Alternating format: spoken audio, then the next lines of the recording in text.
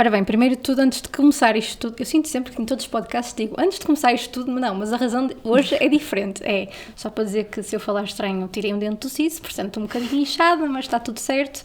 Mas só para avisar que quem estiver a ver no YouTube pode não notar, porque o make-up faz milagres e porque, pronto, posso estar a falar um bocadinho de sopinha de massa hoje. Mas tudo se arranja em pós-produção. Se calhar sopinha de massa nem tanto. Mas tentemos. Muito se fala nos últimos anos do valor do design, e obviamente não vou especificar aqui nenhum, já vamos falar sobre isso, e no trabalho que é feito por um designer.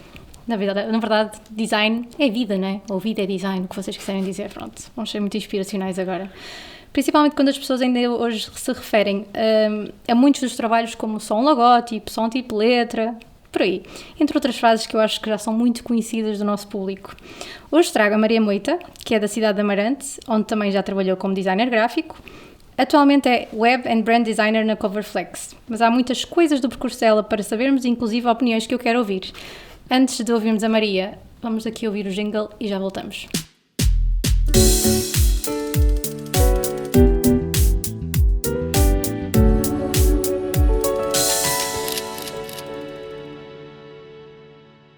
E, olá Maria! Olá Rita! Tudo bem? Tudo bem. Ela disse olá Rita como se não tivesse dito olá hoje. Sim, Foi aquele momento super... Mas já estou. Soube entrar naquilo. Muito bem, eu acho que ela está habituadíssima. Ela faz podcast todas as semanas, na verdade. Pânico. Deixa-me só... Não fiques. Deixa-me só pegar aqui na minha folha, porque eu tenho que virar, vocês já sabem que isto é muito profissional, então eu tenho aqui toda uma... Para eu não fazer batota. Exato, eu sei que estás a tentar espreitar o quiz, mas deixa-me esconder. Gente, vocês já sabem que tem um quiz no fim, eu não vou fazer aqui mais... É que eu dobrei, não devia ter dobrado as folhas. Portanto, Maria, há uma pergunta que eu faço sempre para toda a gente, que já deves ter ouvido, embora já saiba um bocadinho do teu percurso, mas quero saber... E engraçado, toda a gente diz sempre isso, não sei o quê, desde que eu tive um plano. Obviamente, quando eu pergunto se é um plano A, se é um plano B, era a partir do momento em que vocês já tinham cabeça, maturidade, consciência de que tinham um plano. Sim. Portanto, o que tu fazes hoje em dia era o teu plano A ou não? Eu não tinha plano, não é? Ok. Pronto.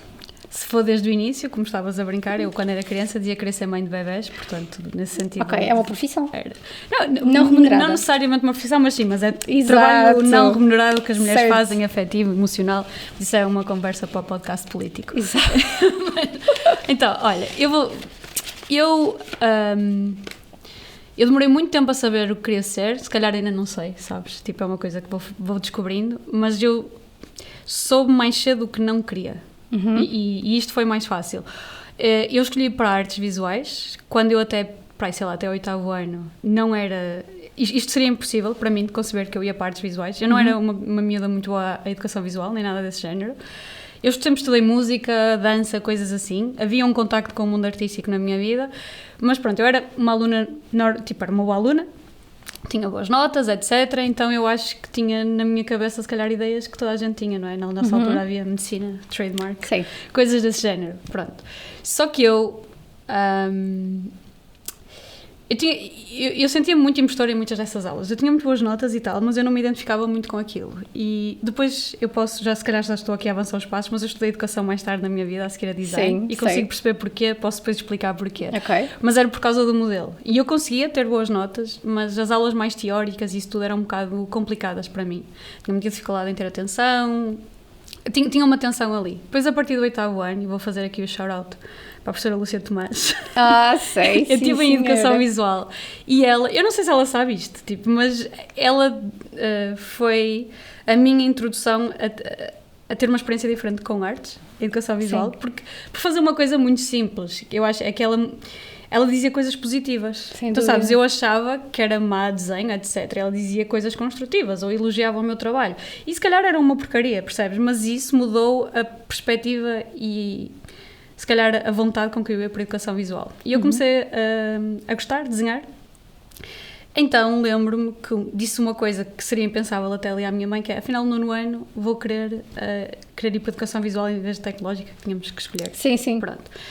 E isto é muito engraçado porque sabes que eu era isenta, não sei se esta é a palavra, eu não devia ter educação visual nem tecnológica, podia não ter, porque eu estudava música no articulado. Ai, não fazia ideia. Pronto, e no 7º ano eu disse à minha mãe que não queria, e a minha mãe disse, não vais ficar tipo 90 minutos na escola sem fazer nada. E eu disse, mas eu nunca vou para artes, para que é que eu tenho que estar em educação visual? E a minha mãe, Maria, não vais estar 90 minutos na escola, olhar para o boneco, vais às aulas de educação visual. Eu gosto que a preocupação da tua mãe era estar 90 minutos sem fazer nada. Sim, exatamente. Pronto, depois eu ali, estou a enganhar um bocado, mas pronto, no 8º ano disse à minha mãe que afinal queria ir para educação visual, e depois comecei com a conversa do, epá, eu gosto disto, eu gosto de desenhar, tipo, eu gosto de estar a fazer isto, mesmo que, pá, ok, era muito o processo tenta melhor, e não era incrível, mas era uma coisa que estava a começar a acontecer, e disse à minha mãe que se calhar queria ir para artes. A minha mãe, na altura, disse, epá, achou aquilo muito aleatório, e disse, pronto, olha, tu vais se calhar para um ateliê de pintura, e depois no ateliê do professor Júlio, e vais perceber que isso não é o que tu queres, mas que se quiseres desenhar e pintar, podes fazê-lo à vontade.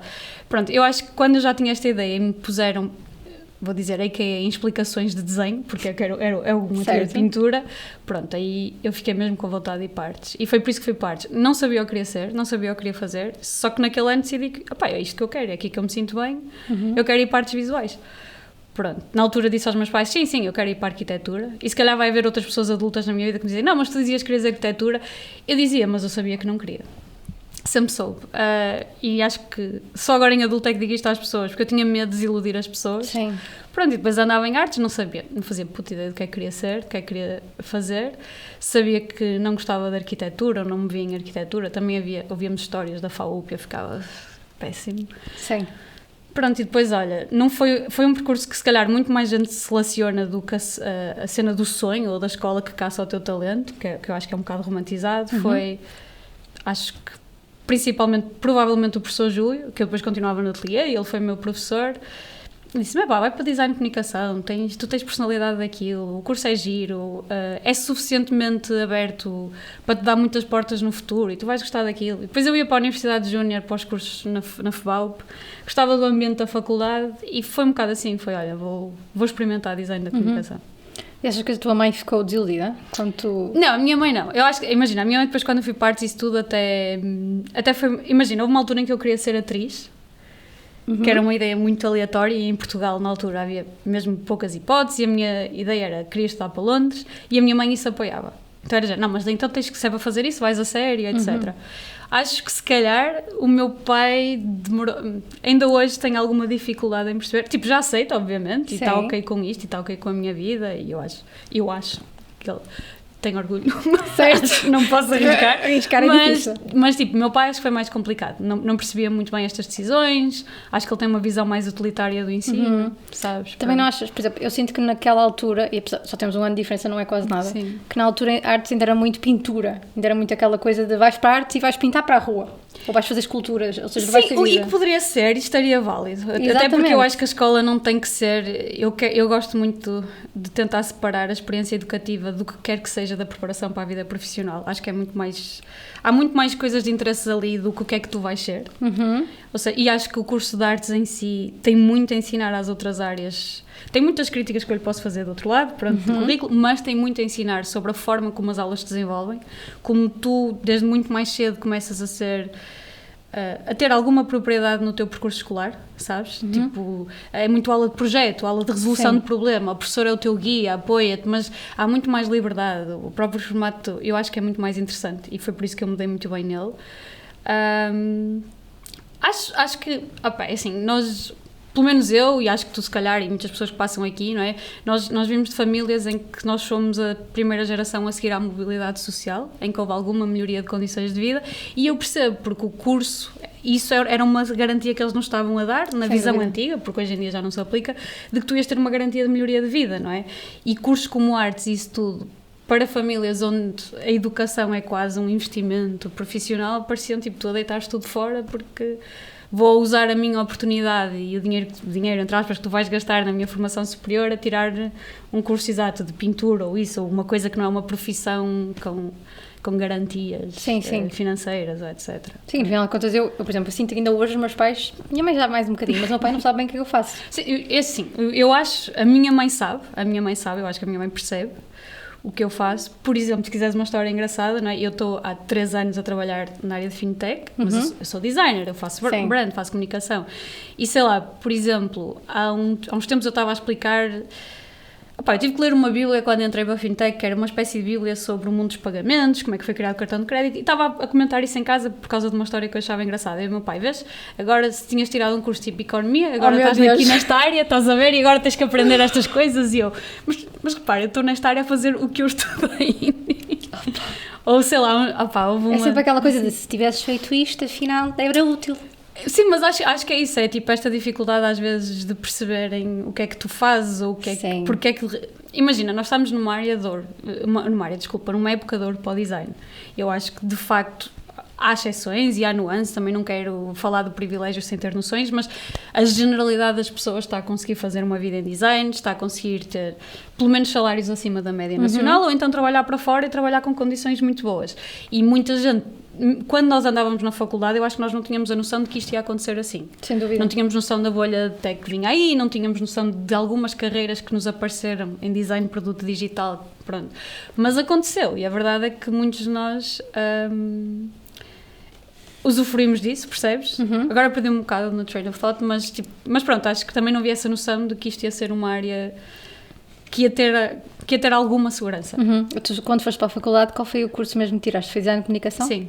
Porquê que foi design de comunicação? Muito porque me disseram que era um curso com o qual eu me identificar, já disse pessoas em que eu confiava, não é? Sei lá, eu confiava no professor Júlio, tipo, outros, provavelmente outras pessoas também me aconselharam. Eu lembro-me mais dele, porque, por exemplo, a filha dele também foi para esse curso, era um curso que ele nos aconselhava muito. Eu não tinha assim muitas noções sobre design, nem nada que ia ser, mas parecia-me um curso, as pessoas falavam, explicavam e diziam-me que eu me ia identificar, e identifiquei, é verdade, não logo no início. Claro. Eu entrei em artes plásticas. Ok, tu foste com a minha 2 semanas. Sério? Sim. Não foi como a tua irmã, porque a tua irmã não era em artes plásticas. Mas entrou em primeiro, sim. Sim, entrei por uma... foi um fenómeno muito engraçado, foi por desempate. Foi muito estranho porque um colega meu que tinha exatamente a mesma média entrou e ligou-me a dizer, olha, entramos em design, e ok, entrei no e-mail e dizia colocado em artes plásticas. E depois pronto, andei em artes plásticas 2 ou 3 semanas e depois mudei para design. Não, porque eu estava só já estava focada, tipo, quero ir para design, nem experimentei. Acho que tinha gostado. Eu também acho às vezes estas coisas, se calhar se tivesse andado em artes plásticas tinha gostado e se calhar tinha feito outras coisas na vida. Também não sou muito aquela pessoa que acha que há uma única coisa, que era o teu destino, sabes? Sim, na verdade é o destino que escolheste na altura. É isso, fui fazendo, funcionou, foi fixe, é uma coisa que eu me identifico, depois é um bocado a galinha e o ovo. Claro. Eu desenvolvi a minha vida profissional por aqui, como tive esta adaptabilidade a isto, já não sei que parte é que era eu que me dava bem com isto, ou foi isto que agora também formou um pouco da minha personalidade, não sei. E depois do curso, como é que se envolveu toda a parte profissional, como é que começaste, trabalhaste com freelancers? Sim, olha, eu era muito ansiosa, então no curso já estava cheia de vontade de fazer coisas, porque também estávamos, período troika, etc, e eu ouvia toda a gente a dizer, és muito mais definida pelas coisas que já fizeste à parte do curso e tal, e eu vivia com uma ansiedade, então já tentava fazer alguns freelances e coisas assim, e aparecendo uma coisa ou outra, punha muito em trabalho associativo ou voluntariado, tipo com organizações sem fins lucrativos para fazer, trabalhei muito com a Casa da Juventude. Deixa-me só deixar aqui um disclaimer, desculpa, porque tu fizeste o curso de design de comunicação e se calhar para as pessoas também que não estão tão a parte, tens várias ramificações que podes trabalhar depois de fazer o curso de design de comunicação. Sim. O que é que tu fazias mais? Design gráfico? Fazia muito mais, assim, identidade visual, por exemplo, criação de marcas, que lá está, as pessoas associam como logotipo. Exatamente. Eu digo identidade visual porque logotipo é tipo um dos elementos. Exato, por isso é que eu também quis referir isso um bocadinho no início, porque de facto é mais do que só um logotipo. Sim, é de género.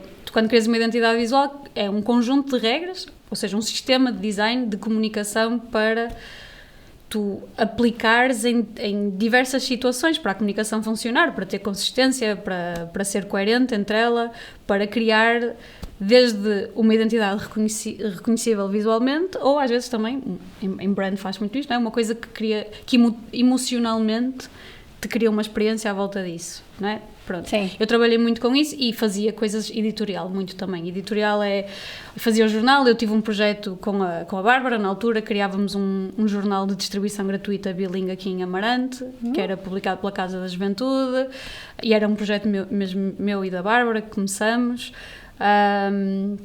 coisas desse género. Sei lá, flyers, Certo. posters. Tudo muito, Tudo muito offline. print, mas Ok. tudo muito print, sim. Ok. E depois, o que é que aconteceu? Portanto, depois, eu quando saí da faculdade, olha, por causa desse jornal, fun fact, afinal, algumas coisas estavam certas, eu fazia esse jornal, que tinha sido um projeto de uma cadeira que eu tinha na faculdade e eu aproveitei, fiz com a Casa da Juventude e tal, e depois o Carlos Galo, da Galo Designers daqui, via o jornal e gostava muito, tanto que eles compraram a página do meio para anunciarem lá. Olha. Sim. Pronto, e entretanto o Carlos começou a ter muito trabalho editorial, na altura a Galo Designers era ele e o Gui, ambos muito brandcore, sabes? Tipo, tenho que usar menos palavras em inglês. Não, tentar estás à trazer isto para vontade. português. Mas Eu pronto, sofro do mesmo mal. muito fazer marca, gostava muito de marca, muito vetorial, muito trabalhar neste sentido, os dois. E os dois, pronto, complementavam-se, mas muito dentro deste campo. E eles estavam a começar a receber muitos pedidos da Câmara, do Museu, etc., para fazer editorial.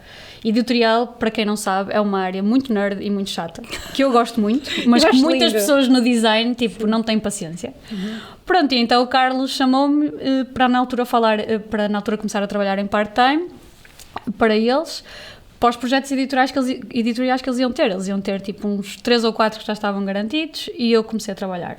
Na altura foi um livro que era sobre...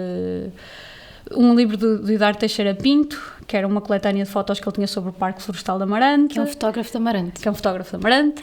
E esse foi dos primeiros que eu fiz. Também fiz um sobre o Mosteiro, de São Gonçalo. Esses são os 2 primeiros que eu me lembro, mas era assim uma coleção. Entretanto, eu já estava inscrita e estava à espera para ir fazer voluntariado, Serviço Voluntário Europeu, em Cabo Verde. Então fui, e o Carlos sabia que isso ia acontecer. Aliás, eu acabei o livro do Parque Florestal em Cabo Verde, a trabalhar com eles para lá, sim. Depois, em Cabo Verde, fiz muito tipo de coisas, desde andar a salvar tartarugas, a marcar ninhos de cagarras, mas outra coisa que eu fiz lá foi também trabalhar em design. Trabalhava com ONGs, trabalhava com o Ministério do Ambiente Desculpa, era do Ambiente e está-me a faltar uma, desculpem. A memória começa a ficar complicada. Isto depois dos 30, estás com 30 agora. Sim, estou. Mas imagina, para dar um exemplo, isto são coisas fixas que eu acho, para as pessoas se lembrarem às vezes da base do design, tipo as coisas mais básicas. Sim. Nós criamos produtos mesmo sofisticados hoje em dia, mas a coisa mais fixe que o design de comunicação faz é transformar a informação em conteúdo acessível. Não é? Por exemplo, coisas muito simples que eu fiz lá, mas que são importantes, que era um trifólio. E eu tinha mesmo poucos recursos, a impressão não era uma coisa incrível. Um trifólio com ilustrações para tratamento do peixe pós-pesca, para ser mais sanitário, percebes? E tinhas que distribuir aquilo por pescadores, peixeiras, etc. Eram coisas deste género que eu fazia lá. E fiz outras, tipo outra com um projeto de turismo, criar alguns recursos que era turismo sustentável, que usava pessoas lá que eram lá de Cabo Verde e tinham os seus próprios negócios artesanais, e nós criávamos, tipo, sei lá, guias, recursos mesmo simples, como um trifólio, um catálogo, mas que são importantes para sinalizar, para tornar a informação acessível. Eram coisas desse género. Ok. E depois trabalhaste com o Galo? Pronto, depois quando voltei fui trabalhar para o Galo a tempo inteiro. Okay. Eu não tinha feito o meu estágio profissional, fiz lá o meu estágio profissional e trabalhava. Durante muito tempo era eu, o Gui e o Carlos. Era muito fixe, tínhamos um ambiente muito porreiro, muito o que um estúdio deve ser.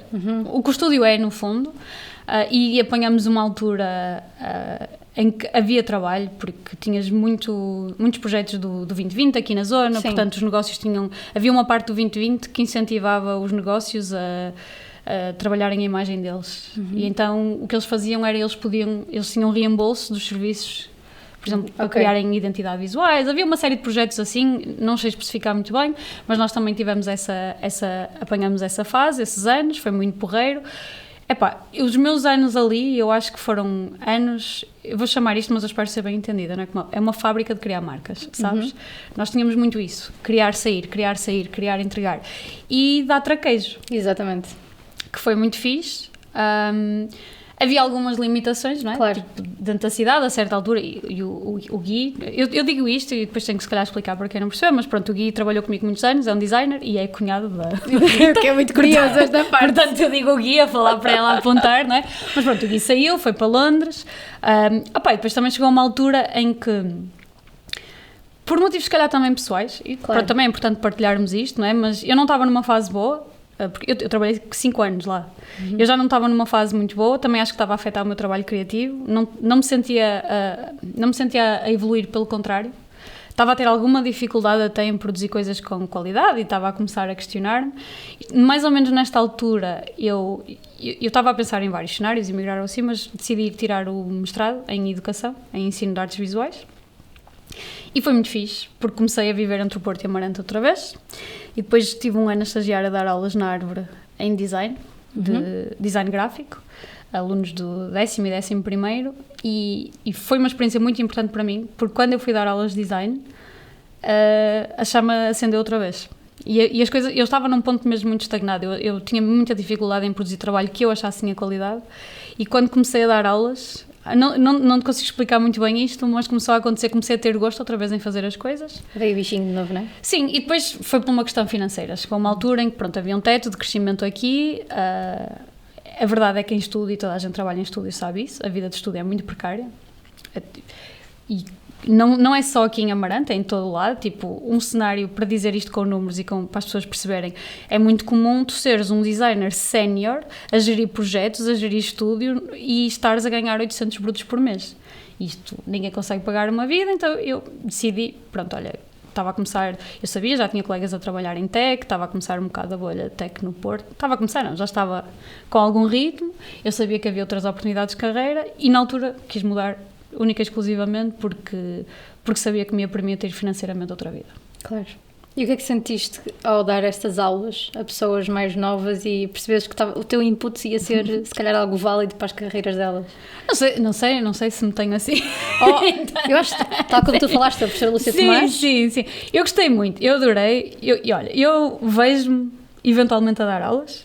Não o faço porque, novamente, é uma carreira muito precária e muito instável e com uma série de condições que não são as melhores neste momento. Pronto. E quando na nossa área tens as oportunidades como as que eu tenho hoje em dia, é mesmo impossível, porque imagina, o meu salário líquido é mais do dobro do que eu ganharia a ser professora, portanto não faz sentido nenhum.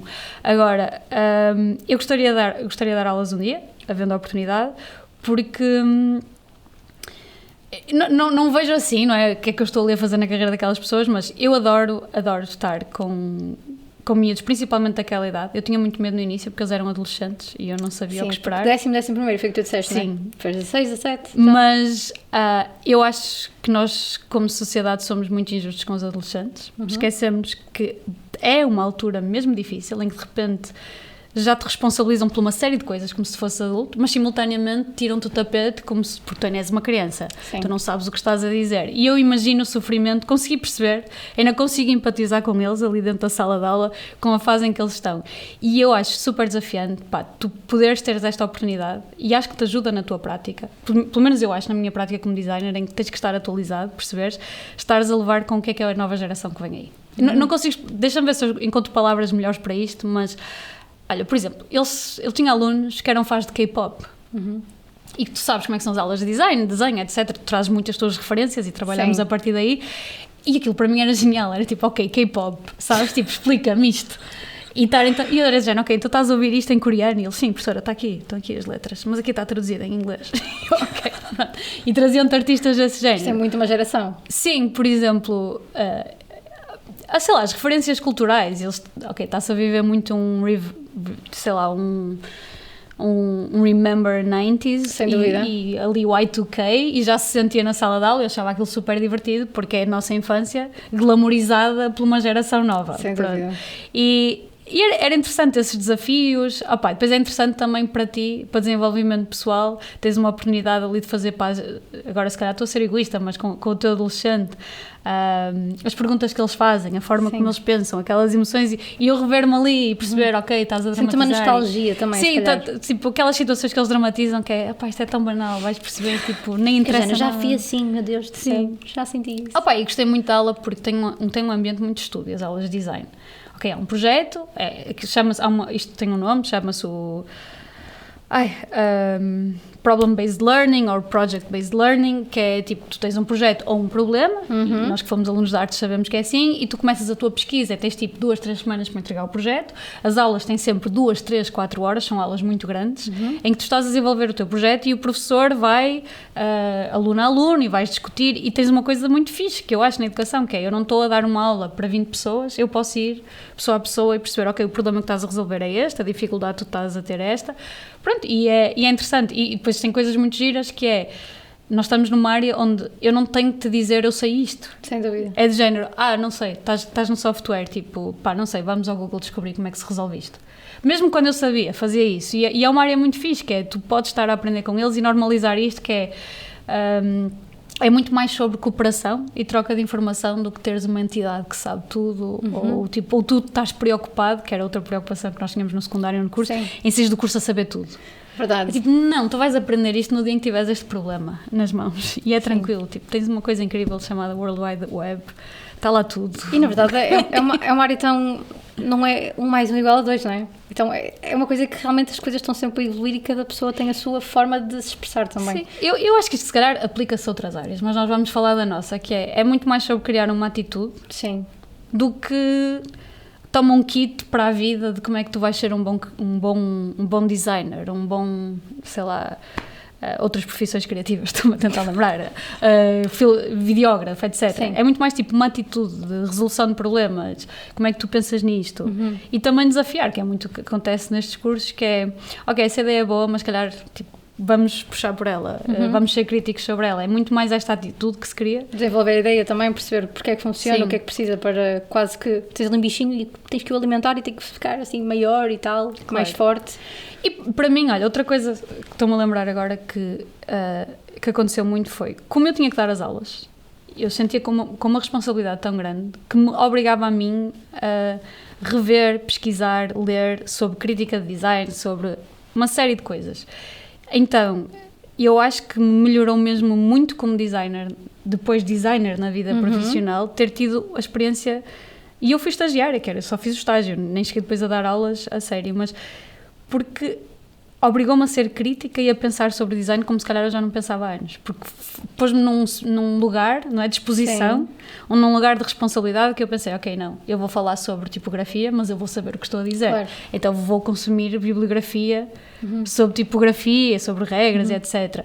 E foi muito fixe para mim, porque eu acho que me melhorou mesmo muito como designer. Sim. Ter que fazer Eu isso. acho que faz muito sentido, porque eu, por exemplo, quando estou a produzir, pronto, obviamente eu estou mais na área do vídeo, se calhar faço um bocadinho de design no trabalho, mas é diferente, mas sinto que às vezes estamos naquele momento em que só estamos a produzir e não tens nenhum momento, nenhum espaço para estudar mais, ler mais, perceber o que é que está neste momento a acontecer lá fora, no mundo exterior, só ao nosso trabalho.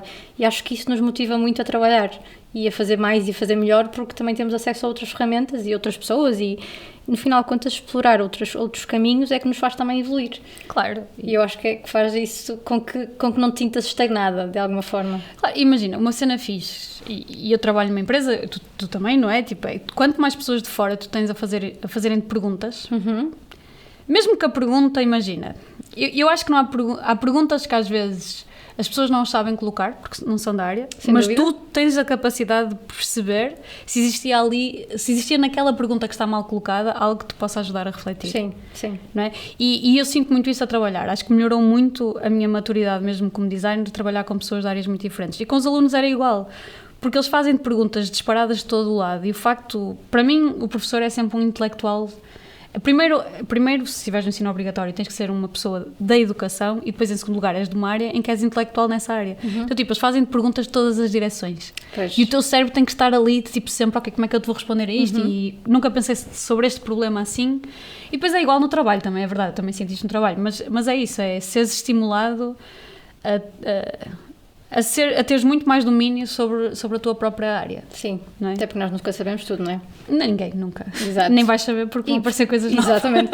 Então, com a inteligência artificial agora, isto parece um mundo de coisas que... Sim, sim. Eu não sei se não sei se em design é tanto, mas quer dizer, tenho que Eu usar duas já coisas. ando a usar aí o Photoshop, não é? Estou Ui, farta eu já de experimentar. Eu tenho usado também no Illustrator. No Illustrator ainda não usei. Mas olha que já faz. Já Uma tenho coisa Tenho usado menos o Illustrator agora, mas sim. O Photoshop também uso muito, mas estive a experimentar no Illustrator porque ele gera imagens mesmo vetoriais. A sério, só que faz tipo coisas... O Photoshop ainda glitcha muito. Sim, sem dúvida. Inventa-te ali um dedo que está completamente ao lado. Mas tens uma cena fixe. Eu não sei se já investigaste o Adobe Firefly. Não. Então vais online e aquilo pode gerar, imagina que tu sabes que queres uma imagem, sabe, com estas cores, ou com esta paleta, ou com este género de estilo de imagem.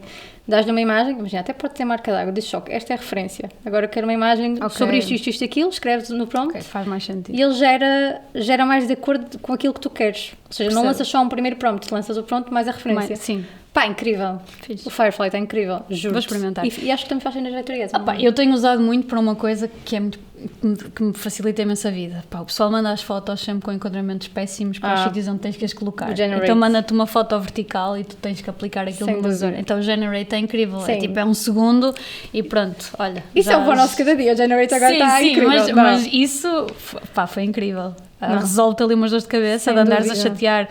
Desculpa, depois as pessoas nas empresas não têm sensibilidade. Tipo, olha, manda-me uma foto, mas tem que ser mais horizontal. E depois a pessoa não quer tirar a foto. Porque a pessoa é tipo o CFO e está-se a cagar para o teu problema. Sim, é tão chato. Tem outros problemas na vida. Mas o pior é quando tu mandas as guides todas e mesmo assim manda tudo ao contrário. As pessoas não leem. É tipo, quero vir em horizontal. Eu como designer, em vez de criticar o utilizador, já sei que tenho que olhar para o problema e resolver à volta. As pessoas não vão ler. É verdade. Vais criar guidelines, eles vão ignorar. Então tens de criar uma situação em que eles não consigam fazer asneira. É muito complicado, mas sim, a inteligência artificial veio facilitar muito a vida nessas coisas básicas. Sim, e eu acho que ainda há muita coisa limitada, não é? A inteligência artificial ainda está muito aqui, para quem percebe, é muito if then. Não é uma coisa tão fascinante como querem vender nos últimos tempos, que andam a criar o pânico moral sobre coisas que nem sequer são reais. E depois, eu estou muito interessada. Eu acho que tudo que seja ferramenta que te liberte de uma tarefa monótona e não é muito... para nós, eu não sei qual será a expressão, mas são aquele tipo de trabalho que nós achamos que é chapa 5, que é tipo, ok, isto tem que ser feito, mas não te está a trazer nada. Para depois poderes tu, na tua profissão, cada vez mais ser visto como uma pessoa que faz coisas para além daquilo.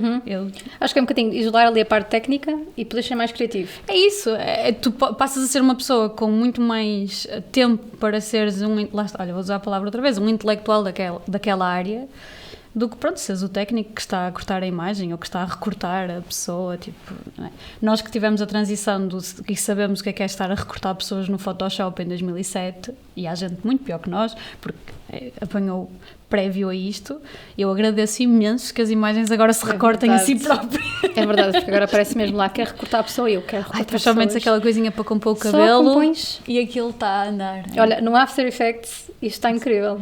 Não uso After Effects, é das ferramentas que eu uso menos, já usei, mas tipo... Eu uso, no geral uso um bocadinho tudo, mas no After Effects ajuda muito porque ele também faz selecionar a pessoa, o rotoscopia, mas já seleciona... tipo a pessoa mesmo, obviamente há ali os ajustes frame a frame que eu tenho que dar. Sim, às vezes tens que ir lá compor o cabelo, mas cena. É incrível. Sim, é uma maravilha. É uma coisa incrível. Olha, eu pedi-te para trazeres um objeto. Sim. Escondi aqui porque tu escondeu, meu Deus do céu. E conta-me, uma caneta. Não, é um lápis de meninas. Meu Deus, deu-me agora assim uma cena. Que já não tem. Porque antes eram os pretos e agora esses branquinhos. Não, este é muito antigo. Pois. Eu não sei quantos anos é que ele tem. Mas no mínimo, eu diria que desde que eu comecei a trabalhar. E eu trouxe-o porque, é assim, eu cada vez mais trabalho em digital. Né? Eu ainda sou uma pessoa que tem contacto com print, porque nós fazemos stands e eu ainda tenho contacto com essa parte. Por exemplo, na área onde eu estou, nós imprimimos coisas como os cartões de débito e é preciso escolher cores e decidir packaging, coisas desse género, mas cada vez mais os meus dias são a fazer conteúdo digital. Sim, vou-lhe chamar conteúdo, mas assets digitais, coisas assim. Mas eu preciso, para me regular, de escrever muito, de apontar, de desenhar muito. Não desenhar no sentido que eu gostaria, porque acho que toda a gente que estudou em Belas Artes sabe que tu desenhas até ires para Belas Artes, eles tiram-te o amor ao desenho completo. Sério? Já ouvi dizer que era difícil em Belas Artes. Há gente que estuda artes plásticas que vai dizer que não partilha esta experiência, mas eu acho que muitas pessoas que estudaram design desenhavam muito até terem um ano e meio de desenho em Belas Artes, não é? Pronto. Mas imagina, na minha prática eu ainda, sei lá, vou fazer um logotipo, uma landing page, eu preciso antes de começar, para me regular, concentrar, centrar, de a desenhar no papel, eu tenho sempre um bloco. Não trouxe o bloco porque eu pensei, o bloco troca. E depois pensei, esta caneta, este lápis de Minas, não é? Está comigo mesmo há muitos anos. Tipo, quase tudo o que eu faço de trabalho, eu faço com ele antes de fazer no computador. E pronto, e lembrei-me, porque é que eu escolhi? Porque eu lembrei-me que o ano passado ele empancou e eu tive todo um acesso e desmontei-o todo e com pulo. Oh meu Deus! E voltei a montá-lo. Portanto, acho querias que fosse esse lápis de Minas. Sim, acho que tenho tipo uma experiência qualquer aqui muito emotiva com ele. Emotiva, emocional, não sei como explicar, mas ou qual será o termo mais correto, mas é isso, pronto, então trouxe o lápis de Minas. Pensei em trazer os catálogos Pantone, que foi uma coisa que eu lutei muito para comprar. Será que ela vai trazer isso? Porque ela me tu ligaste no story. Não, foi um momento muito fixe para mim, comprar os meus primeiros catálogos Pantone. E lá está, eu gosto muito de print, eu gosto mesmo muito de print e tem sido giro nos últimos anos perceber a importância que os anos de print que eu tive lá atrás estão a ser muito importantes agora, porque há uma nova geração a chegar que vem direta para este tipo de trabalhos mais digitais, o que é perfeitamente legítimo e ainda bem para eles, porque vivem menos precariedade do que o que nós vivemos há uns anos atrás, mas tenho notado isso em contraste com algumas pessoas, a importância do print, sei lá, como é que o traquejo, que tu depois é muito mais difícil ganhar, não é? Eu andei em muitas gráficas, eu passei muito tempo em gráfica e aprendi muito e hoje em dia, tipo, acho muito fixe. Fazes mais impressão hoje em dia ou mais web? Não, mais web, de longe. Mais.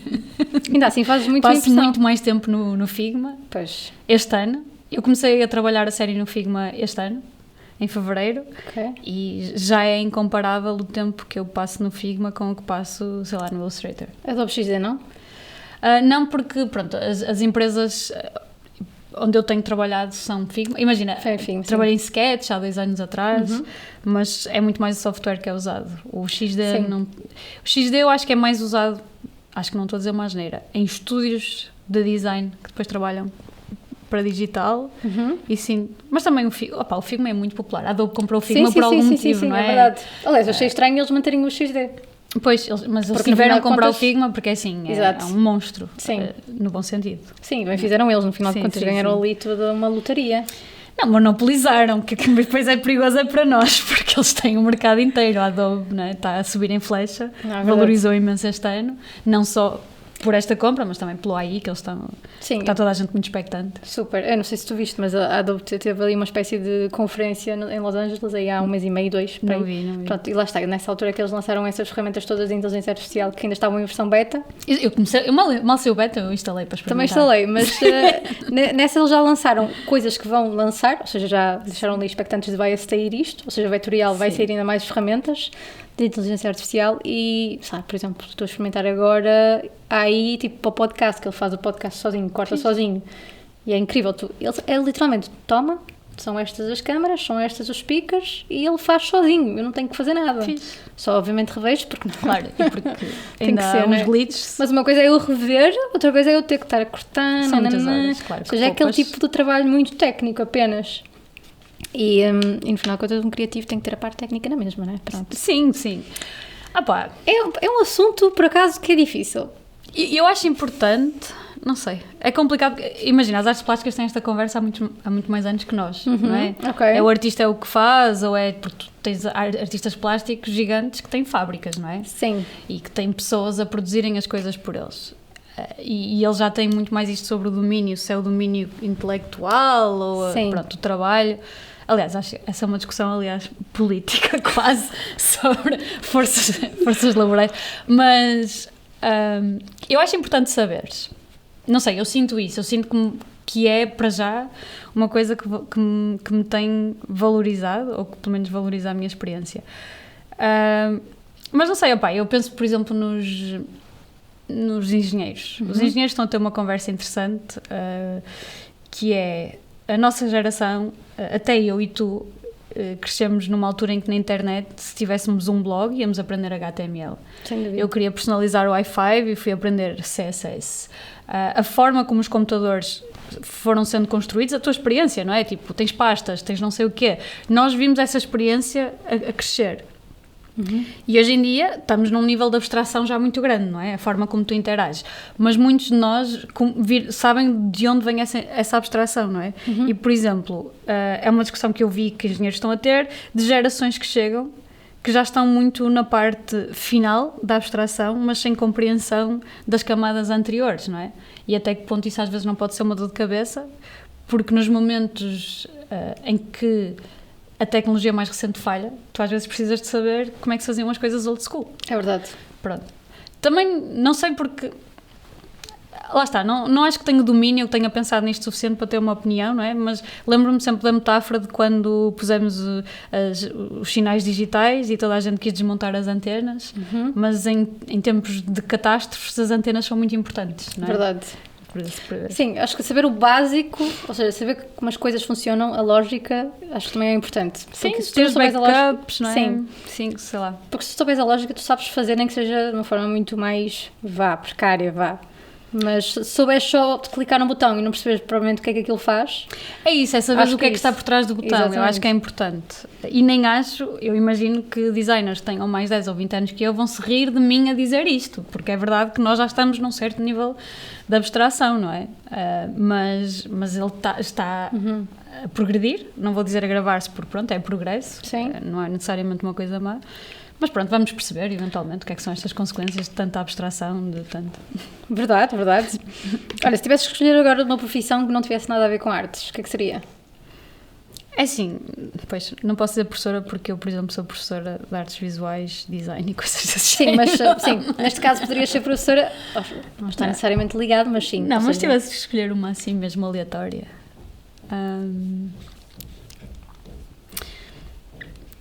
É complicado. Eu acho mesmo que haveria um monte de outras profissões nas quais eu estaria ok hoje, se tivesse acontecido. Não me consigo imaginar, por exemplo, a ser médica ou coisas desse Seria difícil, terias de fazer um curso hoje. Não, mas estou a dizer mesmo o dia-a-dia, sabes? Tipo, preciso de coisas que me deem grande propriedade e autonomia sem... Sabes? Não sei, acho que se calhar ia criar um negócio meu qualquer coisa, sei lá. Consigo mais depressa ver uma profissão que deve ser muito difícil, que é tipo ter uma espécie de restaurante ou coisa assim. Ok. Do que ter uma profissão convencional, tipo ser consultora numa Big Four. Ok. Não. Muito boring. Morria. Certo. Sim, o restaurante é muito mais ativo, precisava muito mais disso. Se bem que os médicos às vezes têm ali no plantão. Sim, se for, sim, poderias ter, mas como tens vidas em risco e coisas assim... a responsabilidade, não é? É isso. Tipo, se comes uma mosca está tudo bem. O máximo que pode acontecer é ter um typo em 5.000 livros que mandei imprimir, ou sair um banner errado e teres que fazer uma errata ou substituir o post. Sim, pronto. seja como for, fazes sempre testes de impressão, portanto...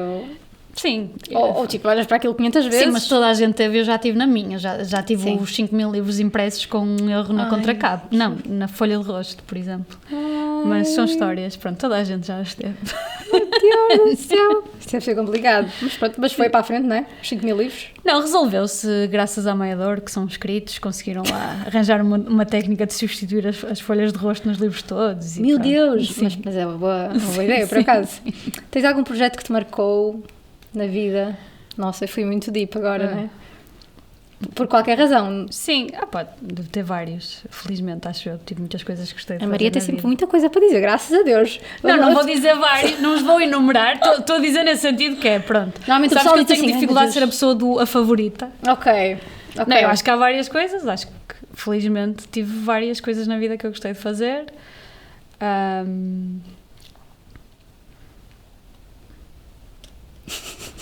Assim que me marcou um projeto. Pode não ter sido o melhor projeto em termos de design para ti, mas que te marcou de alguma forma. Mas ok, de design, uma coisa de design, não é? Ou seja, pode não ser porque o design é o melhor, ou seja, chegaste ao fim e ficaste uau, que incrível, mas o processo foi incrível para ti, por exemplo. Eu estive a liderar 2 rebrandings relativamente grandes.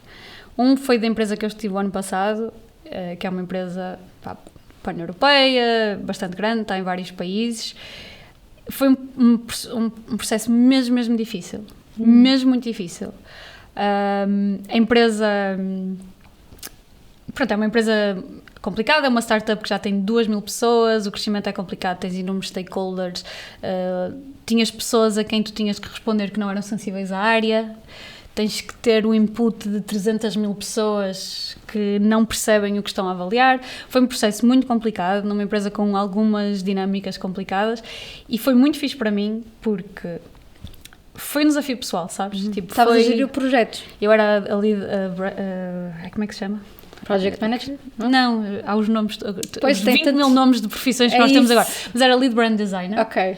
Pronto, e estávamos a fazer o rebranding, eu tive lá 11 meses, e foram 11 meses a trabalhar nisto, foi um processo muito complicado, também foi muito fixe porque tive acesso a um mundo que eu não tinha antes, tipo reuniões com a Monotype para fazermos assessoria de tipografia, teres tipo uma equipa de advogados de Itália que são especializados em registro de marca, a fazer então um estudo de mercado para perceber as viabilidades de nomes. Tive acesso a coisas que eu nunca imaginei e que é incrível poderes ter. O ambiente em si tinha muitas outras complicações, mas depois cheguei a uma certa altura em que eu já estava a gerir uma equipa não vou, deixa-me pensar, aquilo eram 2, depois eram 3. No fim, imagina, já ia quase uma dezena de pessoas, pelo menos, e já estavas a gerir isto.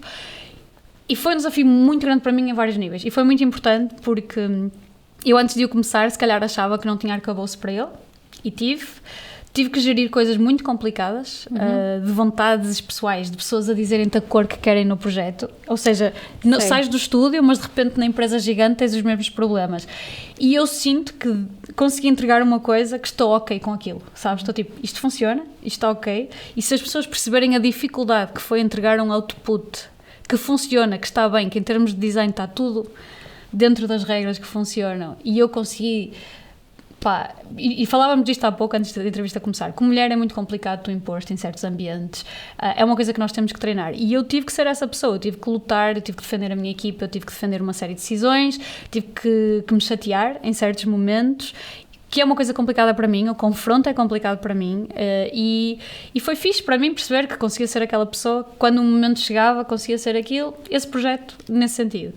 Agora, por exemplo, na empresa em que eu estou agora, voltei a fazer o refresh, um processo muito mais simples. Meu Deus, 2 rebrandings assim em 2 anos. Sim. Uau. E este vai ser agora, mais um mês, menos um mês. Nós já estamos no soft launch, portanto já estão a sair algumas coisas com a marca nova, mas este foi um refresh, tipo, não foi um rebrand completo. No outro mudamos o nome da marca, tudo. Ok. Este foi um refresh, havia uma série de coisas que não funcionavam em termos de comunicação, de leitura, de acessibilidade, e foi resolver isto e simultaneamente perceber melhor o valor emocional que nós queremos dar à marca. Este vai sair agora, este foi muito mais leve, muito mais divertido, também tive esses momentos, mas este divertiu-me imenso porque, por exemplo, este tem muito mais o meu cunho. Não no sentido cunho, porque eu não acho que o design seja isto, isto tem o meu estilo. Não, o meu cunho do género, eu tive muita mais facilidade de me mexer neste e estou mesmo ansiosa que ele saia, estou mesmo contente com os resultados. No outro eu estava fixe, estava ok, estava tipo, olha, fixe, e isto funciona e é um improvement, mas o outro vinha de um sítio de muita dor. E este é tipo, vem de um sítio mesmo de, olha, consegui ter as duas experiências em 2 anos, sabes? Estou ansiosa por ver. Sim, pronto, daqui a um mês mais ou menos, eu acho que lançamos. Vamos todos saltar para o LinkedIn da Maria. Não. Eu posso ter o nome da empresa, não é? Podes, sim, claro. Portanto, Coverflex, sim, não é? sim. Que é a empresa de benefícios. Eu fui ao teu LinkedIn, eu pesquisei tudo. Pesquisaste? Eu já sabia, por acaso, da Coverflex que eu vi na LinkedIn é a rede social com a qual eu uso, porque temos que usar, mas se calhar é onde eu sou menos nativa. Também não é assim, é uma rede social difícil, assim... É uma rede social, exato. É difícil, é ali limitada. É muito, como é que se diz? E eu acho que está a ficar muito aberta a muita coisa agora, acho que está demais às vezes. Não sei, eu sinto que aquilo é um jogo de vaidades, sabes? Há uma expressão que é tipo, não é jogo de vaidades, não sei...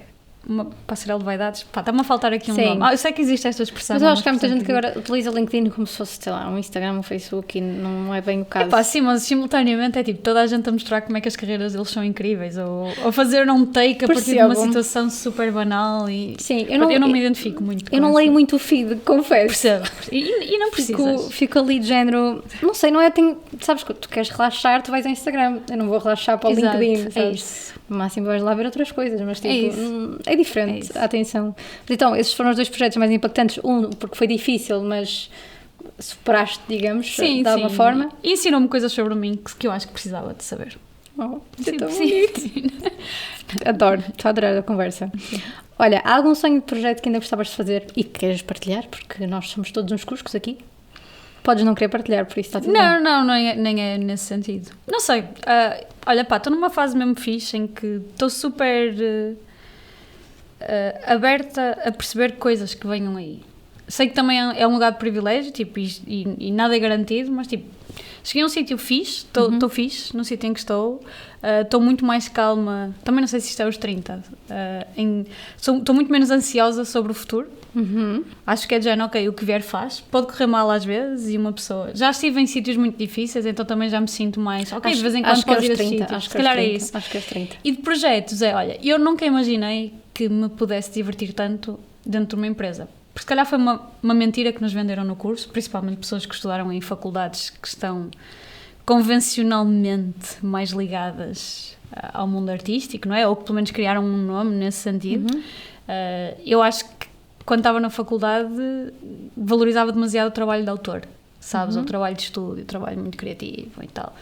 E eu tenho-me divertido tanto nos últimos 3 anos desde que passei a trabalhar em empresas. Sabes, tipo, sentar-me com engenheiros, a forma como tu pensas o design. Por exemplo, eu agora tenho mesmo muito contacto na empresa em que estou com a equipa de design de produto. Então isto permite-me ter conversas semanais, nós temos as design critiques, sobre a experiência do usuário, pensar, mesmo design thinking puro, resolver problemas, mas com qualidade, ser críticos, tipo, pegares numa coisa e estás disposto em equipa a deitar o vosso trabalho todo ao lixo para que aquilo seja melhor. E nunca me explicaram isto. Sabes? Não sei se as pessoas sabem isto e para pessoas terem uma saída da faculdade. Sim. Portanto, não tenho... Um projeto é tipo, olha que fixe, estou a descobrir cenas novas que eu nunca imaginei e que venham outras. Não faço ideia o que é que seria uma coisa que eu gostava de fazer. Está tudo ok. Eu não sei se aconteceu isto, mas, por exemplo, eu acho que pode ser daí um bocadinho o problema. É que a maior parte das vezes quem nos dá aulas não trabalhou... A maior parte das pessoas foi logo de ser professor. Não, eu tinha muito... Tiveste? Em Belas Artes os professores têm os seus estúdios e tudo mais. Eu acho que há uma visão, em alguma parte elitista, sobre o que o design deve ser. Ok.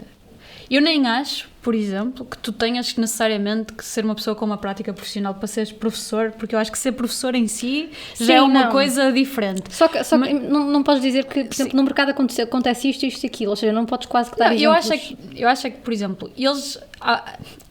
Há um discurso agora que tal, nas faculdades não te falam muito sobre o mercado. Eu acho que falam e o problema é esse. O problema para mim eu se calhar até era melhor que não falassem, era que normalizassem que uma licenciatura é para tu criares espírito crítico sobre uma área, perceberes, ganhares ferramentas, porque falava-se muito, mas falavam do cliente. Tu vais ter esta dificuldade com o cliente vai ser assim, estás a fazer um trabalho e o professor diz mas o cliente disse isto. O cliente, ou seja, esta narrativa é que tu vais trabalhar em estúdio. E depois há aqui uma dinâmica que podemos discutir, se nos treinam para que o cliente vai ser o nosso inimigo, e isto também é preocupante ou não. Não sei, também depende dos professores, nem todos são tanto assim. Mas só te falam do cliente. Tu vais ser sempre ou um designer de iniciativa, não é iniciativa própria, mas tipo de trabalho independente, que vai trabalhar para uma pessoa, ou vais trabalhar num estúdio, ou vais trabalhar neste contexto em que tens um cliente. Não é? Isto não é a realidade e, por exemplo, eu achei que foi muito mais interessante quando eu deixei de ter o cliente para ter equipas.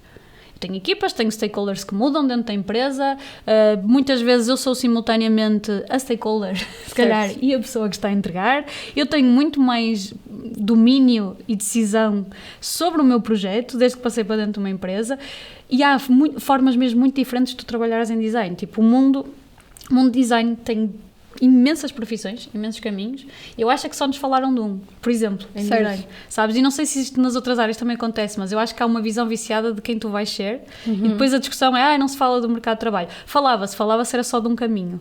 Não sei se sentias isto. Eu senti muito isto. Sei lá, por exemplo, não sei se no teu mestrado só falavam de cinema, por exemplo. Maioritariamente... Isso é uma saída, percebes? Ou nós tivemos produção de televisão. Claro. Portanto, tínhamos... Ou era cinema ou televisão. É uma saída, só que só se falava dessa, percebes? Sim. Quase como se essa fosse a única que aquele curso dava. Acho que nem era tanto... Eu não senti isto tanto no mestrado, porque no mestrado tivemos muita parte prática e assim, por exemplo, era o que eu procurava nessa altura. Mas na licenciatura, por exemplo, eu sentia que era tudo muito técnico, só. Ok. Sabes que em Belas Artes a queixa é o contrário. É diferente. Não fazes técnico, só fazes antropologia e sociologia e o pessoal anda lá muito frustrado. Ou seja, imagina, vamos pegar no Illustrator hoje, vamos fazer isto. Ou vamos fazer um vídeo hoje, estes são os planos que vocês têm, tomem, está aqui uma curta, façam. Ou seja, não te estimula nada e não tens um cliente e o cliente quer isto, por isso tu vais responder a isto. Eu senti que não havia, quase que sais ali e ficas assim, como é que agora se faz no mercado de trabalho mesmo? Tipo, alguém vai pedir uma curta de repente? Pois, eu acho normal, eu acho que, por exemplo, eu nisso tenho umas opiniões um bocado principalmente desde que estudei educação, tenho umas opiniões um bocado contrárias a maior parte das pessoas tem. Eu acho normal tu saís da faculdade sem saberes o que é trabalhar, principalmente uma licenciatura. Tu vais trabalhar 40, 50 anos, não sei, estão sempre a aumentar a idade da reforma. Porque é que um dos períodos que foi criado pela humanidade para tu estares suspenso desta ditadura utilitária, profissional, etc., para pensares sobre a área, tens que estar a pensar como é que a área é aplicada no mercado de trabalho. Percebes? Tu nunca mais vais ter esta oportunidade da vida. Muitos professores meus diziam-me isto na licenciatura e eu odiava-os, eu achava isto uma estupidez, porque eu estava muito ansiosa em perceber como é que eu ia trabalhar. Mas depois de estar do lado de lá, percebi, isto é uma oportunidade única. Sabes? De estares aqui a pensar em problemas que se calhar vais ter uma vida depois que nunca mais te vai permitir pensar nisto, mas a semente fica aqui. Há um espírito que se pode criar aqui. E depois, outra coisa que eu acho é, poder-me ensinar a trabalhar os 4 anos que andei na faculdade. Como não havia um incentivo, um retorno direto, uma situação real, eu acho que não ia aprender metade. Mas os meus primeiros 2 meses a trabalhar eu aprendi tanto, tanto. E eu acho que as pessoas desvalorizam há uma razão porque tu te chamas estagiário, há uma razão porque há períodos de iniciação e tem que haver perfis séniores. Os séniores estão sem paciência para te explicarem. Isto também está errado, porque eles um dia também foram júniores, percebes? E eu acho que não há melhor oportunidade para tu aprenderes a trabalhar do que no trabalho. Pronto, percebes? Ok, eu percebo que há cursos mais técnicos, mais profissionais e depois há aqui uma nuance que podemos discutir. Mas eu estou super ok com a ideia de que era ok que na faculdade, principalmente na licenciatura, me falassem muito pouco sobre as minhas saídas. O problema é que falaram só sobre uma, eu acho. Sabes? Tipo, falaram muito sobre o cliente, etc. Depois, a parte que eu hoje em dia já percebo que foi fixe em Belas Artes foi isso, foi ter aulas de Sociologia, de Antropologia, que na altura era de género. Acho que se podiam relacionar mais entre elas. Eu tenho outras críticas a fazer ao currículo, não acho que ele seja perfeito nem de longe, não estou a defender. Acho que a parte em que eles batiam na mesma tecla do vocês vão trabalhar a vossa vida toda, hoje em dia me faz sentido. Sim. Que é verdade, vou trabalhar e vai ser diferente todos os anos. E não existe um kit que te possam dar para tu estares preparado, não sei. Isso nunca vai acontecer, acredito, não é? Tu estás sempre a aprender. Eu acho que é muito mais ensinarem-te esta atitude. De estar disponível para aprender o tempo todo, sim. De estares atento constantemente, porque isto vai estar sempre a mudar. Eu, por acaso, estavas a dizer que ficaste na altura ansiosa por começar a trabalhar, mas por acaso eu não senti isso. Eu simplesmente... Ou seja, imagina, acabei a licenciatura, mas também eu tive uma licenciatura diferente da tua, não é? Por exemplo, eu tive muita programação e eu não queria programação. Então saí de lá do género, eu não quero isto para a minha vida. E foi o meu projeto final. Sim. Portanto, foi assim um bocado... porque e na altura eu saí e não estava preocupada provavelmente com o mercado de trabalho, porque pensei, vou fazer, vai acontecer de alguma forma. Sim. E de repente vejo-me num sítio quase que meio que a estagiar, mas tipo não sabia bem o que fazer, sentia que a minha opinião não era muito valorizada e depois sentia que não tinha arcabouço suficiente para lidar com as coisas. Mas já reparaste, eu acho que, por exemplo, eu já tive a oportunidade agora de ter estágios, estagiários, coisas assim.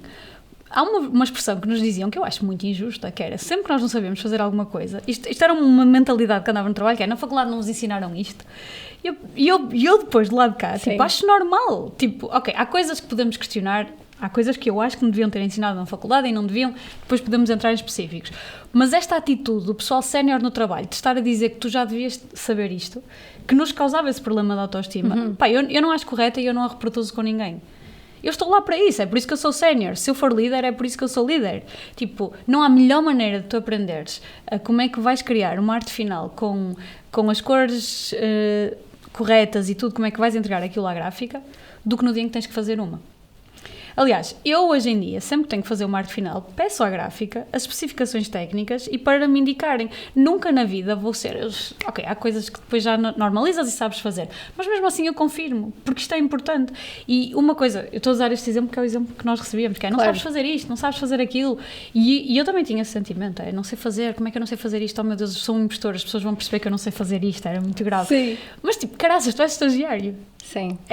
Imagina, em Portugal, que tens um estágio profissional onde o Estado devolve 70% do teu salário à empresa, resumidamente, a empresa está a ter um custo surreal de mínimo contigo. Nós, nos nossos estágios profissionais, andávamos a entregar trabalho pronto, final, com qualidade, às vezes ao nível dos séniores. Isto também não era expectável. Era expectável.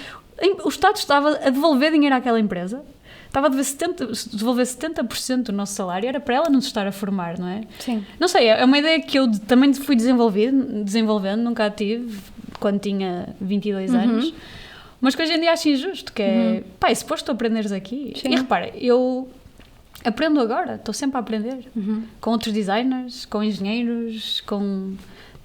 sei lá, com pessoal de ops, com pessoal de sales que quer uma apresentação e eu não sei como é que eles querem fazer aquilo, não é? E isto foi outra coisa que mudou muito. Eu quando saí da faculdade achava que era chato tu dizeres que não sabias fazer.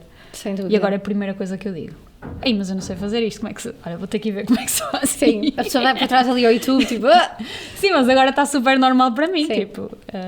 mas era essa ansiedade que eu tinha, era o não sei...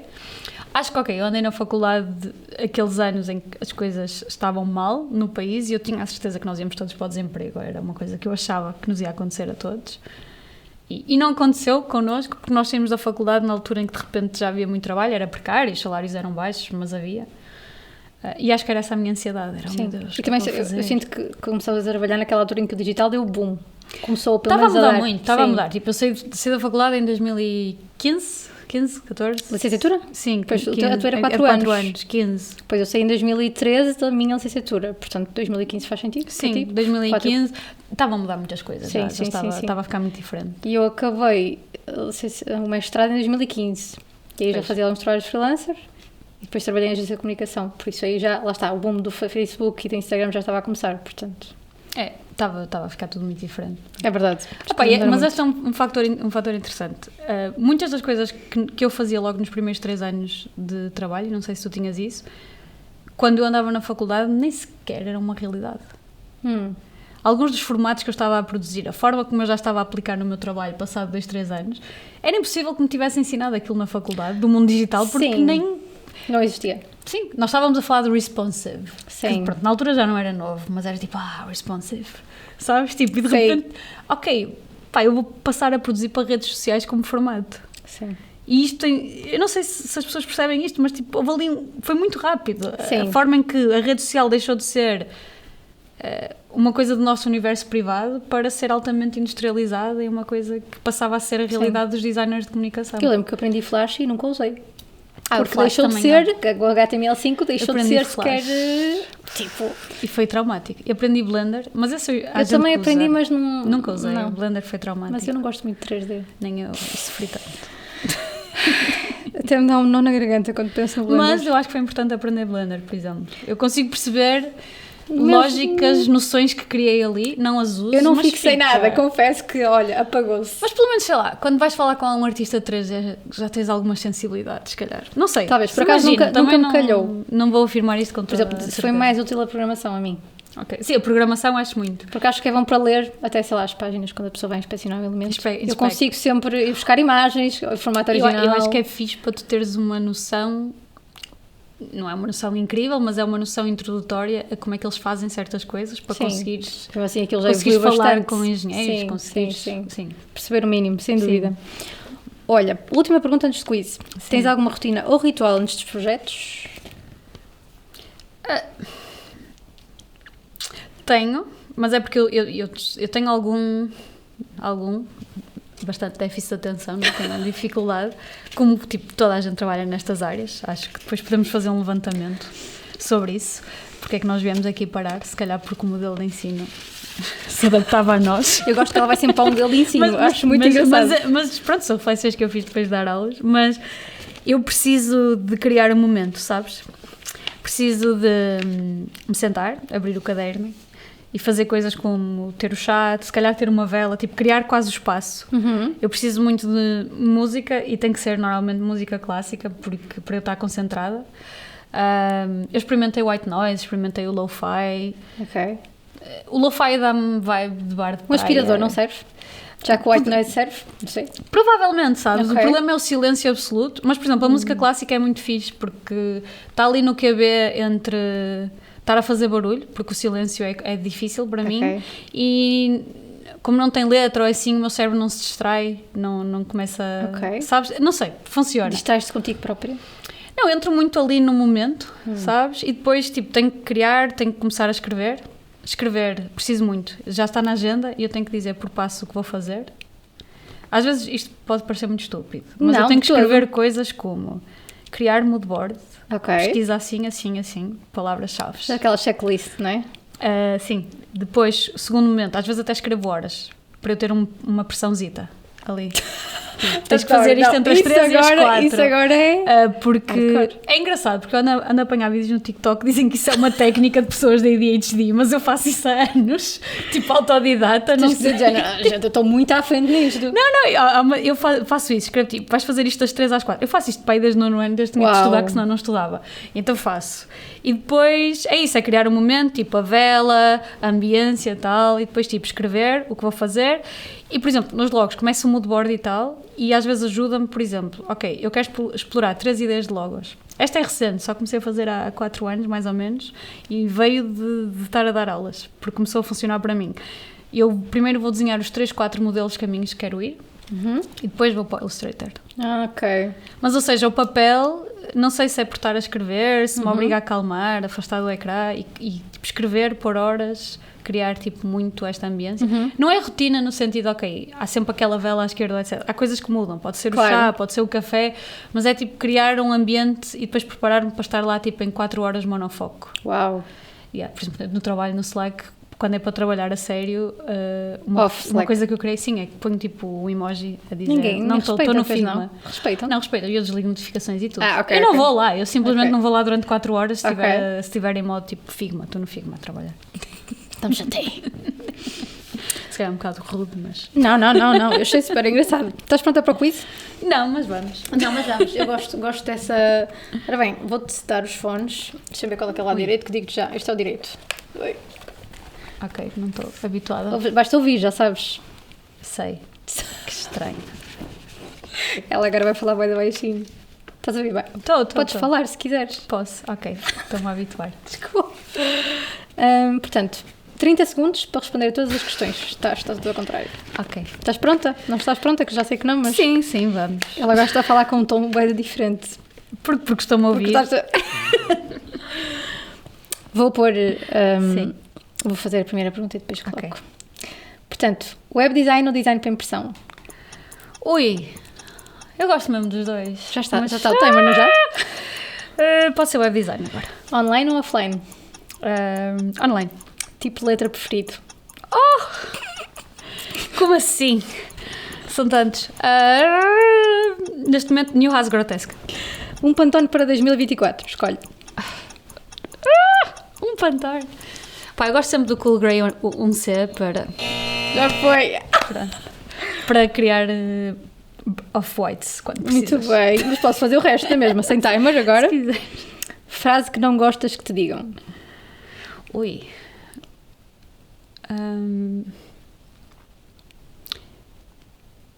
Pode ser em contexto de trabalho ou não. Pois. Eu digo em contexto de trabalho que às vezes é mais fácil. Nós temos aquelas frases que não gostamos. É pá, que... que uma coisa é feita assim porque é assim, sei lá, sabes? Não me Ok. darem uma justificação de... É assim porque é assim, é isso. Exato.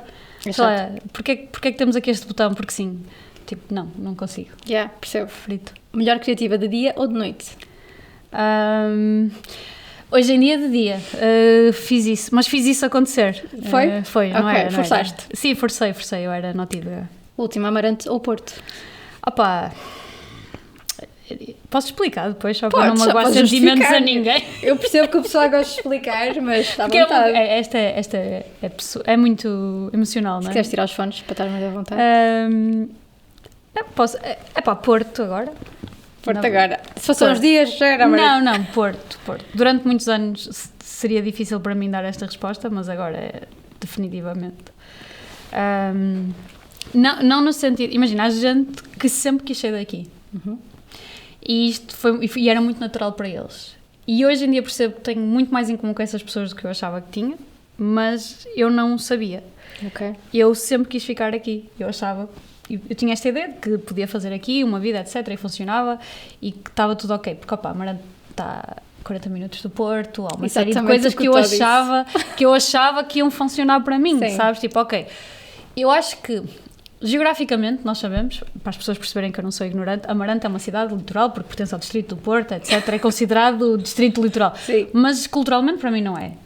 Também não é interior, tipo, ok, cidade de 10 mil pessoas nas montanhas, mas eu acho que culturalmente há uma série de fenómenos aqui que nos fazem ser muito mais interior do que litoral. E isso é ok para mim, eu identificava-me muito com muitas coisas que se passam aqui, mas eu não quis perceber durante muito tempo que não estava bem aqui, que não funcionava. E percebi de uma maneira muito dolorosa, que foi há uns anos, e aliás foi um período difícil na minha vida, aliás fui fazer terapia, uma série de coisas, e eu tenho que explicar porquê. Eu gosto muito de Amarante, e gosto muito de vir aqui, gosto muito de estar aqui, ainda tenho muitas coisas aqui que me fazem sentido, mas a verdade é que há um êxodo gigante, tu deixas de ter pares, e eu gosto de viver com suficientemente, como é que, às vezes digo as palavras todas trocadas, anonimosidade. Não quero que esta questão seja um trigger. Anónimo, tipo, pronto, anónimo. Tipo, eu gosto de ter momentos em que posso ser anónima. Certo. Pronto, e momentos em que posso ter tudo ao meu alcance. E o Porto tem muito mais isto. Eu, na verdade, moro em Matosinhos agora. Portanto, sim, é Matosinhos e Porto, cuidado. Na verdade, é mais Matosinhos agora. Mas tenho isso. E aqui não tinha. Eu sempre fui, quero ser bem entendida, eu sempre fui muito bem tratada aqui. Acho que fui muito acarinhada. Mas é muito mais difícil de seres anónima aqui, teres esses momentos, teres esse espaço, eu precisava dele. E depois há um bocado isso que é, as cidades, isto é só um facto, não tem nada de mal, mas as cidades, porque têm muito mais pessoas, tens muito mais facilidade de encontrar os teus grupos, de encontrar as pessoas com quem tu te identificas. E principalmente tem cidades como Amarante que estão a sofrer um êxodo de jovens muito grandes, começa a ser muito difícil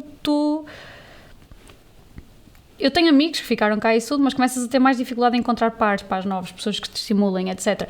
E isso é só um facto. E depois eu também acho, isto é uma coisa que eu acho, são os meus 2 cêntimos sobre isto, as pessoas criaram uma ideia romântica sobre viver fora das cidades, não é? Porque as cidades são poluentes, as cidades são não sei o quê, mas a verdade é que nós como seres humanos temos esta tendência de nos agruparmos. Eu acho que nós gostamos de estar todos uns em cima dos outros, no bom sentido, eu acho que nós gostamos de estar todos muito próximos, e é por isso que as cidades, mesmo quando vives pior, continuam a ter mais gente, na minha opinião.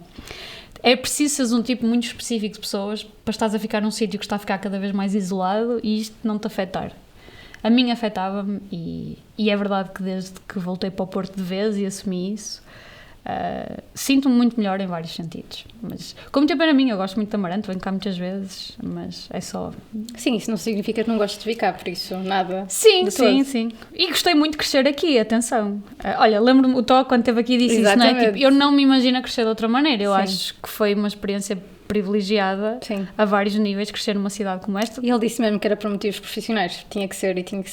Eu, no início foi por motivos profissionais, agora não era. Eu trabalho em full remote agora, podia perfeitamente trabalhar em Amarante, economizar imenso a voltar para aqui, mas já não é, já é muito mais que isso agora. Mas foi incrível crescer aqui.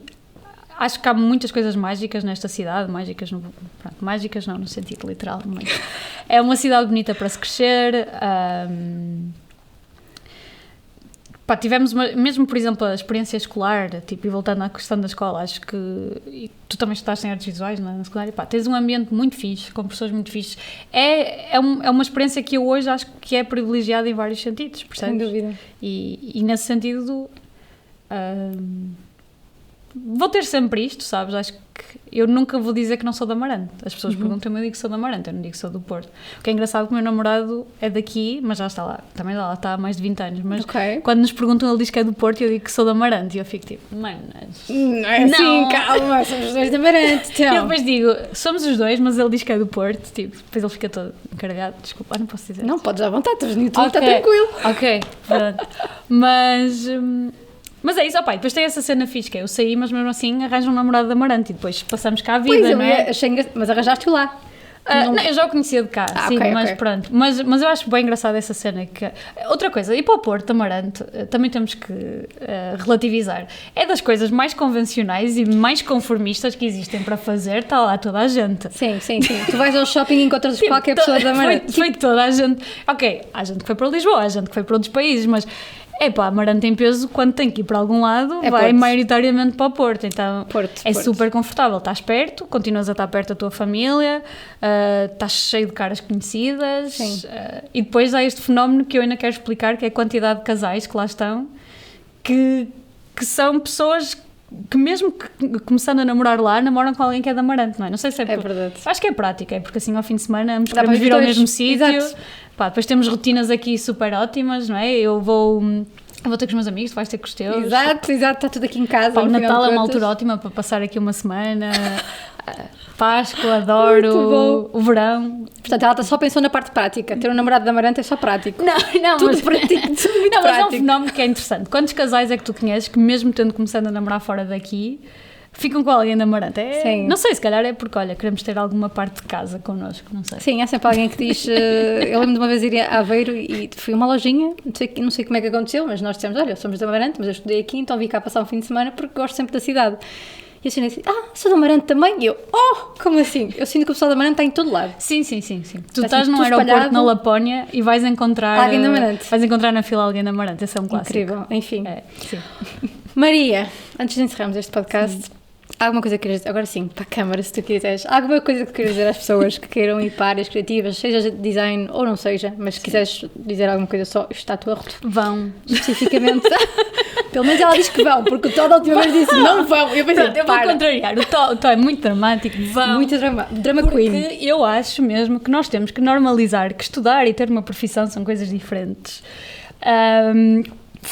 Infelizmente para muita gente, mas felizmente para o que eu vou dizer, já perceberam que muitas das profissões que vos prometeram que iam ter imenso sucesso financeiro saíram furadas nos últimos anos. Ou desapareçam, não é? Até? Ou desaparecem, ou pronto. Portanto, em vez de tomarem decisões de estudar em função de garantias financeiras ou etc., lembrem-se que é assim, vocês podem estudar artes e se não der, podem na mesma, um dia, que vai ser as profissões que nós vamos ter, trabalharem a arrumar caixas no armazém da Amazon. Em último caso, estou a ser má agora, pronto, vou retroceder um bocado. Não, a questão Faz à eu vontade. acho mesmo que muitas das outras áreas, principalmente na parte da educação, teriam coisas interessantes para ver que são feitas no modelo artístico. E para mim é isto que eu expliquei há pouco. Pá, poderes estudar num universo onde te dão muito mais propriedade sobre as coisas que vais aprender, como é que vais fazer, as ferramentas que tu ganhas nisto, não é? Todas as nossas aulas eram muito, tens este projeto, vai descobrir como fazer e o professor vai-te ajudando e vai-te ajudando na ferramenta, dá-te uma dica, diz, devias pesquisar este autor. Devias ir pesquisar, olha, acho que tu vais gostar, já que estás a fazer o trabalho neste sentido, ver o trabalho destes três pintores da história, ou etc. Este modelo, para mim, é das coisas mais interessantes que pode haver para a tua capacidade crítica, vai-te dar muito mais ferramentas que tu vais precisar para qualquer outro tipo de profissão no futuro, do que tirar as coisas que já são muito fechadas em si, sabes? Pronto. E mesmo que tu um dia não decidas ser criativo, eu conheço muita gente que estudou áreas criativas e tem profissões altamente convencionais, mas há uma série de... Vou dizer ferramentas outra vez, mas que ter estudado neste modelo te dá. Não é? E há uns tempos havia um fenómeno, já não me lembro, que era, por exemplo, havia um curso qualquer de filosofia lá o que era, que não tinha quase inscritos nenhuns, não sei se era em Oxford, uma treta desse género, mas imagina, fumavam uma ou duas pessoas por ano, mas eles eram das pessoas mais bem pagas do Reino Unido. Porquê? Porque era uma área tão peculiar que depois encontravam uma tradução, mesmo no mundo corporativo, por exemplo, a analisar experiências sociais, etc. Existe sempre uma tradução, existe sempre um caminho que tu vais poder fazer no mundo mais corporativo, laboral. Pá, eu acho que há uma garantia de que tu vais trabalhar. Pode ser um trabalho de merda, desculpa. Está à vontade, mulher. Tu estás à vontade aqui. Pode ser um trabalho de porcaria, pode ser o trabalho que tu não queres, Maria, mas expressa-te. trabalho que tu vais arranjar. Podes aproveitar e estudar uma coisa que tu gostas muito. Sim. Ou aproveitar numa área que te diverte muito. E depois, eu acredito mesmo nisto, que esta área te abre portas para fazeres muitas coisas, mesmo que não seja... Imagina, tu já tiveste aqui pessoas, eu já ouvi alguns episódios, tu mesmo, alguns, o Simão, o Tó, etc. As áreas que estudaram não são especificamente, literalmente, as coisas que estão a fazer, não é? Nem nenhuma área é, mas as nossas abrem-nos portas para tudo. As pessoas estudam design e depois vão ser uma coisa que nada tem a ver, e há pessoas que estudaram cursos muito mais abertos, tipo artes e não sei o quê, artes e tecnologia, e arranjaram uma profissão que eles gostavam de fazer, fizeram um caminho. E depois estamos numa era em que a imagem é tão importante, começou a ter um peso tão importante. há uma sensibilidade que se requer até em trabalhos corporativos, que de repente criaram-se uma série de profissões em que nós somos necessários. Não há que ter medo. Tipo, eu acho preferível estudares o que tu gostas e depois ver o que se faz a seguir. Eu vou fazer um emoji com a minha cara assim toda emocionada, achei lindo. Faz sentido, não há que ter medo. Isso é uma cena... Assim, medo há sempre. Eu percebo, ok, há situações difíceis e podem, por Claro exemplo, não haver apoio familiar e fica impossível. E há situações muito complicadas, eu não sei a vida das pessoas. Claro. Eu estou a falar muito, muito para um nicho de pessoas que podem ter inseguranças deste género, que são muito comuns. Sim. Que é, o que é que vai ser o meu futuro? Ninguém sabe, nem as pessoas que estão a tirar os cursos. Sim, isso é uma regra básica. Ninguém vai saber, ninguém vos pode dizer. Portanto... Não é preciso. Até eles deviam estar com medo. É verdade. Por isso. É verdade.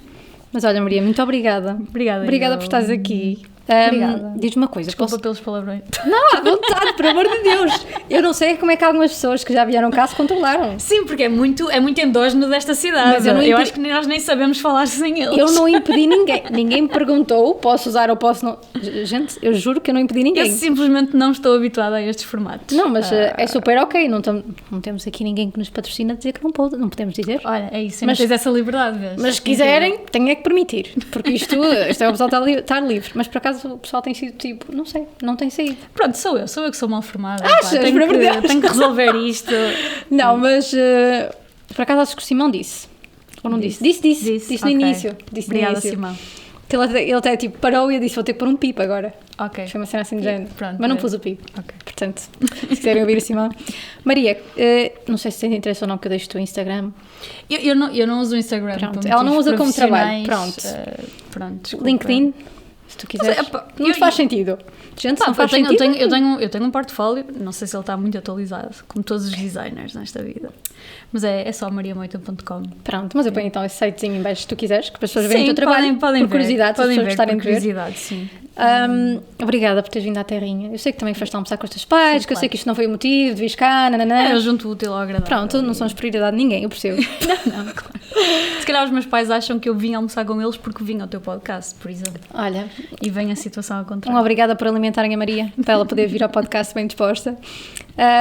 Depois de verem o portfólio da Maria, obviamente ir ali ao Instagram do Creativos a Full Time, ver os novos, antigos podcasts, dar ali um cheirinho, fazer um gosto, comentar, partilhar. Muito, porque sem o apoio das pessoas, vou ser muito lamesta até agora, sem o apoio das pessoas nós não somos nada, portanto partilhem. Sempre quis fazer. Criativos a Full Time. Olha, eu não sei porquê, mas houve alguém que apontou para cima, foi o Tó, apontou para cima e não percebi porquê. E ele, porque o Tó não usa o YouTube. O que é gravíssimo na área dele. Ou foi o Nuno, será? Não, o Tó não usa nada, na verdade. Eu sinto que vim aqui mandar bocas ao Tó e é melhor esclarecer que eu gosto vou fazer um Reels com isto. Eu gosto mesmo muito do Tó. Eu vou fazer um Reels com isto, vamos saber muito bem. Portanto, subscrevam aqui no YouTube, aqui ó, setinha, estão a ver? Setinha não, o meu dedo só. Subscrevam no YouTube e sigam-nos também nas plataformas de áudio, estamos no Spotify, Apple Podcasts, Google Podcasts, em todo lado e mais algum. Subscrevam o canal, façam gosto, eu já disse tudo, não vou repetir. Até à próxima. Tchau, tchau. Obrigada, Maria.